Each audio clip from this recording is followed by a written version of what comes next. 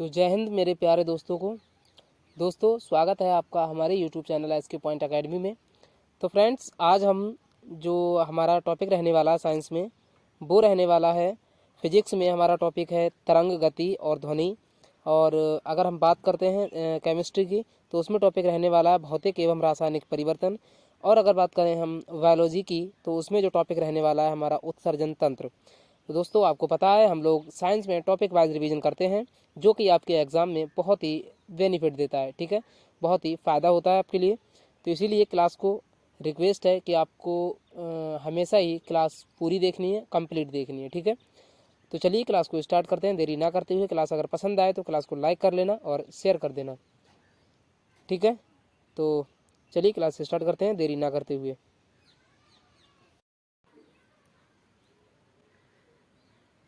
तो पहला क्वेश्चन है आज का कि ध्वनि किस प्रकार की तरंग है, यानी जो ध्वनि होती है ये किस प्रकार की तरंग होती है।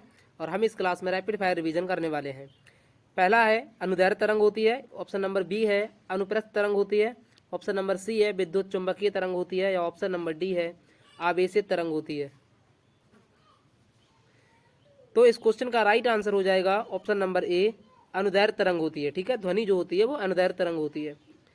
आगे बढ़ते हैं। अगला क्वेश्चन है ध्वनि की चाल किस माध्यम में सबसे अधिक होती है। तो आपको बता दें ध्वनि की जो चाल होती है सबसे अधिक सॉलिड में होती है, उससे कम जो होती है वो लिक्विड में होती है, और उससे कम जो होती है वो गैस में होती है, ठीक है। तो सबसे अधिक ठोस, फिर द्रव, फिर गैस। तीसरा क्वेश्चन है ध्वनि की आवृत्ति की इकाई क्या होती है। तो ध्वनि की जो आवृत्ति की इकाई होती है, यूनिट होती है, वो होती है हर्ट्ज, यानी option number B right answer होगा। अगला क्वेश्चन है मानव के द्वारा सुनी जाने वाली ध्वनि की आवृत्ति सीमा कितनी होती है। तो मानव के द्वारा सुनी जाने वाली ध्वनि की आवृत्ति की सीमा जो होती है वो होती है 20 हर्ट्ज से लेके 20,000 हर्ट्ज तक, ठीक है। 20 हर्ट्ज से लेके 20,000 हर्ट्ज तक इसकी सीमा होती है जो मानव सुन सकते हैं। अगला क्वेश्चन है तरंग की गति का सूत्र क्या होता है। तो तरंग की गति या चाल कह दें तो ये इसका सूत्र होता है तरंग की गति बराबर आवृत्ति गुणा तरंगदैर्ध्य, यानी option number B right answer है। अगला क्वेश्चन है अल्ट्रासोनिक तरंगों की आवृत्ति कितनी होती है। जो अल्ट्रासोनिक तरंगे होती हैं इसकी आवृत्ति कितनी होती है। तो इसकी जो आवृत्ति होती है ऑप्शन नंबर ए 20 हर्ट्ज से कम होती है, या ऑप्शन नंबर बी 20 हर्ट्ज से 20,000 हर्ट्ज तक होती है, या ऑप्शन नंबर सी 20,000 हर्ट्ज से अधिक होती है, या ऑप्शन नंबर डी 2 हर्ट्ज होती है। तो इस क्वेश्चन का राइट आंसर हो जाएगा ऑप्शन नंबर सी 20,000 हर्ट्ज से अधिक जो तरंगे होती हैं, आवृत्ति होती है, वो किसकी होती है, अल्ट्रासोनिक तरंगों की होती है, ठीक है। चलिए आगे बढ़ते हैं। ध्वनि निर्वात में क्यों नहीं चल सकती है। तो ऑप्शन नंबर ए है ऊर्जा नहीं होती है, ऑप्शन नंबर बी है द्रव्यमान नहीं होता है, ऑप्शन नंबर सी है माध्यम का अभाव, ऑप्शन नंबर डी है दबाव कम होता है। तो ध्वनि जो निर्वात में नहीं चल सकती है इसका मुख्य कारण यही है कि ध्वनि को चलने के लिए किसी न किसी माध्यम की जरूरत पड़ती है। इसीलिए इस क्वेश्चन का राइट आंसर हो जाएगा ऑप्शन नंबर सी, इसमें माध्यम का अभाव रहता है, ठीक है, मीडियम का अभाव रहता है। ध्वनि तरंग की वेग किस पर निर्भर करता है, निर्भर नहीं करता है। ध्वनि तरंग का जो वेग होता है वो किस पर निर्भर नहीं करता है। तो इस क्वेश्चन का राइट आंसर हो जाएगा ऑप्शन नंबर बी तापमान पर, ठीक है, तापमान पर निर्भर नहीं करता है। आगे बढ़ते हैं। अगला क्वेश्चन है प्रतिध्वनि सुनने के लिए न्यूनतम दूरी लगभग कितनी होती है। ऑप्शन नंबर ए है 5 मीटर, ऑप्शन नंबर बी है 8 मीटर, ऑप्शन नंबर सी है 17 मीटर, ऑप्शन नंबर डी है 34 मीटर। तो प्रतिध्वनि सुनने के लिए जो न्यूनतम दूरी होती है वो होती है 17 मीटर, यानी option number C right answer है। अगला क्वेश्चन है ध्वनि की तीव्रता के मात्रक कौन सा है। तो ध्वनि की तीव्रता का जो मात्रक होता है वो होता है डेसिबल, ऑप्शन नंबर ए राइट आंसर होगा। अगला क्वेश्चन है किसी पदार्थ का पिघलना किस प्रकार का परिवर्तन है। तो किसी पदार्थ का पिघलना ये हमारा किस प्रकार का परिवर्तन है। ऑप्शन नंबर ए है रासायनिक, ऑप्शन नंबर बी है भौतिक, ऑप्शन नंबर सी है जैविक, ऑप्शन नंबर डी है स्थायी। तो आपको बता दें किसी पदार्थ का पिघलना जो होता है ये हमारी प्रक्रिया जो होती है वो भौतिक परिवर्तन होता है, ठीक है। आगे बढ़ते हैं। अगला क्वेश्चन है लोहे का जंग लगना या लोहे पर जंग लगना किस प्रकार का परिवर्तन है। तो ऑप्शन नंबर ए है भौतिक परिवर्तन, बी है रासायनिक परिवर्तन, सी है अस्थायी परिवर्तन, ऑप्शन नंबर डी है प्रतिवर्ती परिवर्तन। तो लोहे पर जंग लगना ये किस प्रकार का परिवर्तन होता है आपको बता दें। तो लोहे पर जंग लगना ये रासायनिक परिवर्तन होता है, ऑप्शन नंबर बी। दूध का फटना किस प्रकार का परिवर्तन है। तो आपको बता दें दूध का फटना ये रासायनिक परिवर्तन होता है, option number B right answer होगा। बर्फ का जल में बदलना ये कौन सा परिवर्तन होता है। तो बर्फ का जल में बदलना ये परिवर्तन जो होता है भौतिक परिवर्तन होता है। Option number B right answer होगा।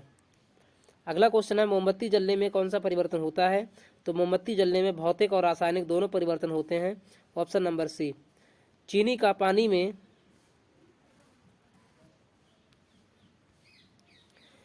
पानी में घुलना कौन सा परिवर्तन है?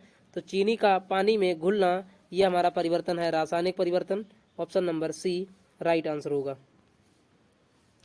अगला क्वेश्चन है सांस लेना किस प्रकार का परिवर्तन है? तो सांस लेना परिवर्तन है रासायनिक। Option number B right answer होगा। कागज का जलना कौन सा परिवर्तन है? तो कागज का जलना रासायनिक परिवर्तन है। Option number B right answer होगा। खाना पकाना ये कौन सा परिवर्तन है? तो ये भी हमारा रासायनिक परिवर्तन है। Option number B right answer होगा। गुब्बारे में हवा भरना ये हमारा भौतिक परिवर्तन है। Option number B right answer होगा। मानव में उत्सर्जन का मुख्य अंग कौन सा होता है? तो आपको बता दें मानव में जो उत्सर्जन का मुख्य अंग होता है वो होती है किडनी यानी वृक्क जो होते हैं। ठीक है, ऑप्शन नंबर सी। किडनी की कार्यात्मक इकाई क्या कहलाती है? तो किडनी की जो कार्यात्मक इकाई option number A neuron, option number B nephron, option number C alveoli या ऑप्शन नंबर डी आर्युले। तो किडनी की जो कार्यात्मक इकाई होती है वो होती है nephron. Option number B right answer होगा।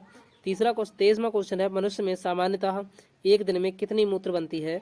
तो आपको बता दें ऑप्शन नंबर ए 200 से 300 ml बनती है, ऑप्शन नंबर बी 500 से 700 ml बनती है, या ऑप्शन नंबर सी 1 से 1.5 लीटर बनती है, या ऑप्शन नंबर डी 5 लीटर बनती है। तो आपको बता दें मनुष्य में सामान्यतः एक दिन में जो मूत्र बनता है वो बनता है 1 से 1.5 लीटर। ठीक है, option number C right answer होगा। अगला क्वेश्चन है मूत्र का प्रमुख अपशिष्ट पदार्थ कौन सा होता है? ऑप्शन 24वां क्वेश्चन है मूत्र का जो प्रमुख अवशिष्ट पदार्थ होता है वो कौन सा होता है? ऑप्शन नंबर ए है ग्लूकोज, ऑप्शन नंबर बी है यूरिया, ऑप्शन नंबर सी है हवा, ऑप्शन नंबर डी है कार्बन मोनोऑक्साइड। तो आपको बता दें मूत्र का जो प्रमुख अवशिष्ट पदार्थ होता है वो होता है urea. Option number B right answer होगा। अगला क्वेश्चन है किडनी कहाँ स्थित होती है? ऑप्शन नंबर ए है छाती में, ऑप्शन नंबर बी है पेट में, पेट के पीछे, ऑप्शन नंबर सी है सिर में, ऑप्शन नंबर डी है पैर में। तो आपको बता दें जो किडनी का स्थान होता है वो होता है पेट के पीछे यानी option number B right answer होगा। अगला क्वेश्चन है नेफ्रॉन में निस्यंदन कहाँ होता है? ऑप्शन नंबर ए है लूप ऑफ हेनले में, या ऑप्शन नंबर बी है ग्लूमेरुलस में, या ऑप्शन नंबर सी है डिस्टल ट्यूब्यूल में, या ऑप्शन नंबर डी है कलेक्टिंग डक्ट में। तो आपको बता दें जो नेफ्रॉन में निस्यंदन होता है ये हमारा ग्लूमेरुलस में होता है यानी option number B right answer होगा। अगला क्वेश्चन है पसीने के निकलने में कौन सा पदार्थ बाहर निकलता है? तो पसीना जब निकलता है तो उसमें नमक और पानी मिलकर दोनों ही बाहर निकलते हैं। Option number B right answer होगा। मनुष्य में कितनी किडनी होती हैं? 1, 2, 3 या 4? तो मनुष्य में जो किडनी की संख्या होती है वो होती है 2। Option number B right answer होगा। अगला क्वेश्चन है मूत्राशय का कार्य क्या होता है? ऑप्शन नंबर ए है भोजन पचाना, बी रक्त बनाना, ऑप्शन नंबर सी मूत्र संग्रह करना, ऑप्शन नंबर डी हार्मोन बनाना। तो इस क्वेश्चन का राइट आंसर हो जाएगा ऑप्शन नंबर सी मूत्र संग्रह करना। ये हमारा मूत्राशय का कार्य होता है। नेफ्रॉन में पुनः अवशोषण मुख्य रूप से कहाँ होता है? नेफ्रॉन में पुनः अवशोषण मुख्य रूप से कहाँ होता है? ऑप्शन नंबर ए है proximal tubule, option number B है ग्लूमेरुलस, ऑप्शन नंबर सी है collecting duct, option number D है मूत्रवाहिनी।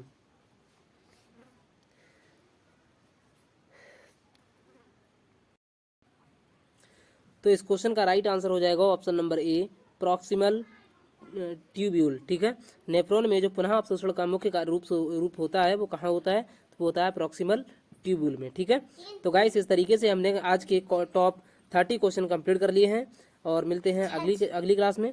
आज के लिए इतना ही, धन्यवाद।